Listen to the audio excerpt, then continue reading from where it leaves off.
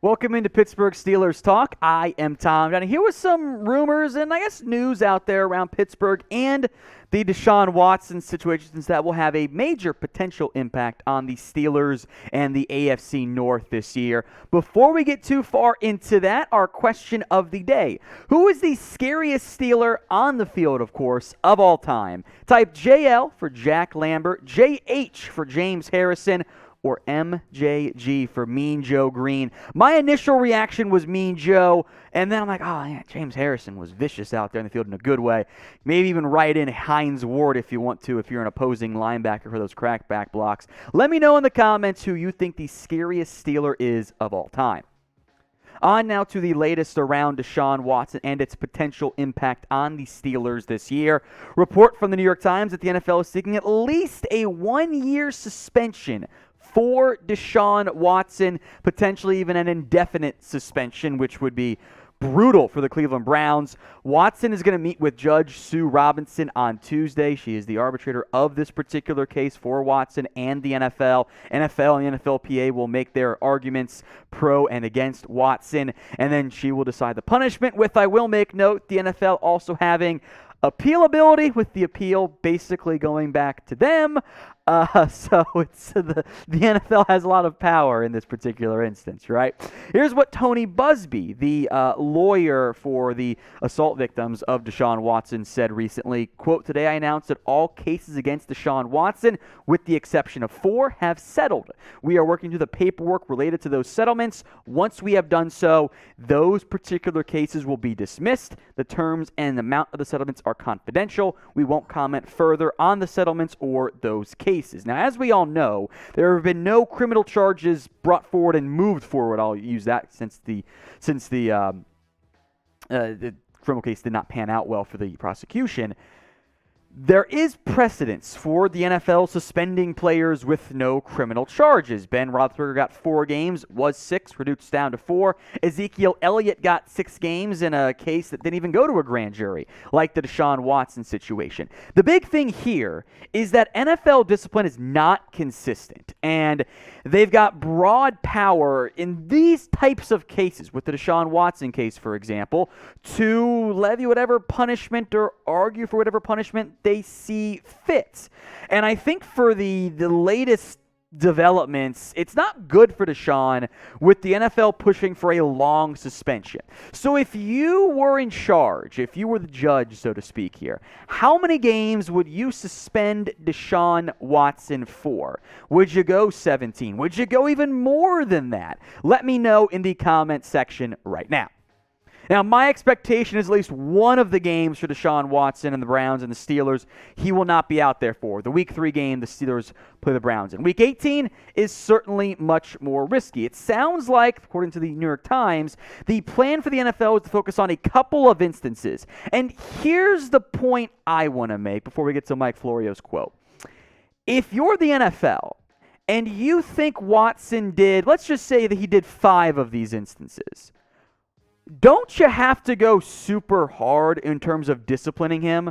Because if you think he did it, it should be a very long suspension, not just a 6-game suspension. And if you don't think he did it, shouldn't it be 0?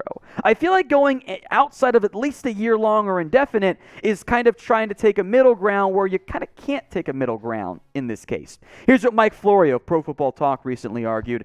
Whatever the commissioner does, he won't put himself in a position to be criticized again for going too easily on a player accused of misconduct against a woman, or 26 women and counting. I have the suspicion the NFL is going to come down rather hard on Deshaun Watson in the same way they did against Ezekiel Elliott. This is a situation in which the NFL needs to look tough against domestic violence and sexual assault and all that, whether or not that is because they feel it's the right thing to do, or it's to protect the shield, is a very long and different conversation. So what do you think? Will Deshaun Watson play a single snap this season? Y for yes or N for no? This is going to be the pinned comment on today's video. If the ad break comes here on YouTube, well, great. Take advantage of it. While the ad plays, head down there. Y for yes or N for no? Let's focus in on the Steelers now. Conner Heyward is getting some praise from ESPN. They named him the surprise offseason standout for Pittsburgh after being a 6th-round pick. Of course, the brother of Cameron Heyward seems to have some good chemistry and rapport, as it's spelled correctly, unlike producer Jeremy tried to spell it. I'm not going to body him any further, with Kenny Pickett in practice. So that's a good sign for Heyward. Being able to build that early chemistry with a fellow rookie who is going to be the future franchise quarterback for Pittsburgh, that's what you want to have happen when you're fighting for a roster spot and a role. Although I do believe Heyward will eventually play more of that H-back, that tight end, fullback, hybrid, get some even slot receiver reps at points. Most of his reps have come at tight end, which is interesting given his lack of ideal size to be a true tight end. He is frankly, is the shortest tight end in very recent memory, and even not that recent memory at position dating back, let's say, 1990, the data I've got. Shortest tight end to be drafted. Here's what ESPN wrote on Heyward. It's hard to be truly under the radar as Cam Heyward's younger brother, but the rookie Heyward impressed in off-season workouts and showed chemistry with first-round quarterback Kenny Pickett, a nice snag during a 2-minute drill in minicamp. Heyward, picked in the 6th round, figures to be a hybrid tight end / fullback role in an offense that values versatility in its skill players. Because he's been working mostly with tight ends and receivers, Heyward probably won't be competing for the fullback roster spot with Derek Watt, making it likely both end up finding roles on the 2022 team.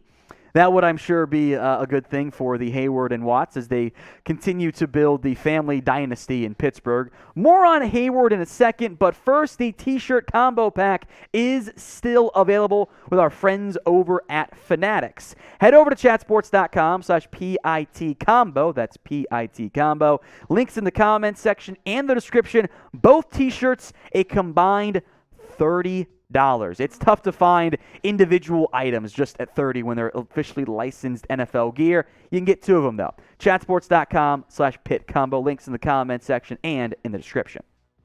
I'll give you 2 different player comps here. From a style perspective, this is a little bit like the Trey Burton. That's that unique hybrid H-back role. Give him almost some running back reps, some fullback reps, tight end, almost big wing. That's that H-back style of role. From a size perspective, though, Heyward is not that differently built than another former Steelers mid to late round draft pick in Jalen Samuels. Now, Samuels in the end was utilized more as a pure runner by Pittsburgh. I think Heyward will be utilized more as a pass catcher / blocker, but the builds are not that different from Heyward and from Samuels. I think there is a very good path for Heyward making the team as tight end 3, Pat Freiermiuth, Zach Gentry, and then maybe Jay Sternberger finally lives up to the hype of being a relatively early draft pick in round 2, but he's been a disaster in his NFL career. I do think with no investment made by Sternberger by Pittsburgh, I do think Heyward is the more likely option to make the 53-man roster for Pittsburgh in the end. So over or under time, and in general, we know people always take the over, so it's juiced a little bit to try to get 50-50 here. Over or under 250 receiving yards this year for Heyward. I'm going under, but I want to hear from you. O for over, U for under.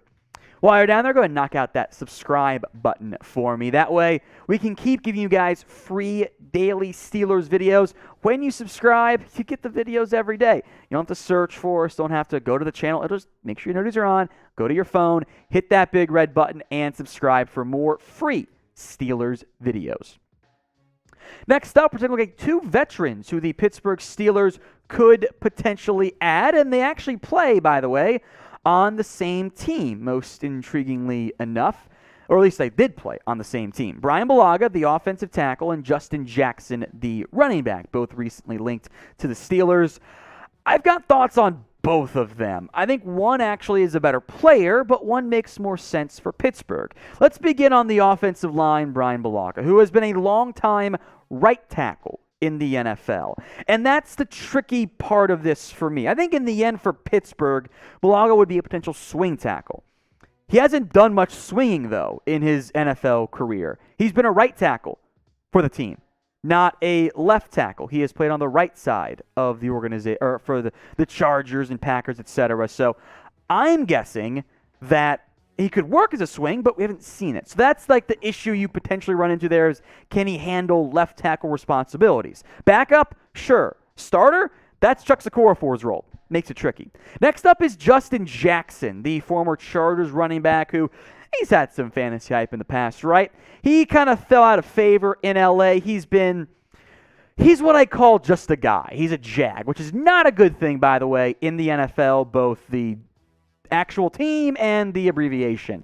They did beat the Steelers last playoff game, so maybe I shouldn't buy them too much. It's fun. They're bad. They had Urban Meyer. What a joke. The Steelers do need running back help. Benny Snell is not great. Anthony McFarland. It's just not a great group behind Najee Harris. Is Justin Jackson good enough to contribute? Maybe. Do I think that the running back backup position, if they were to add him, is suddenly fixed? No, I don't really think that. Yeah, he had a good average, but there is a reason why the Chargers didn't even bring him back in the end. So I am unsold on that particular fit because the talent isn't that great. If you did make it to the end of the video, thank you guys so much. Show it, and we'll give you some love too by typing "Here we go" in the comments section.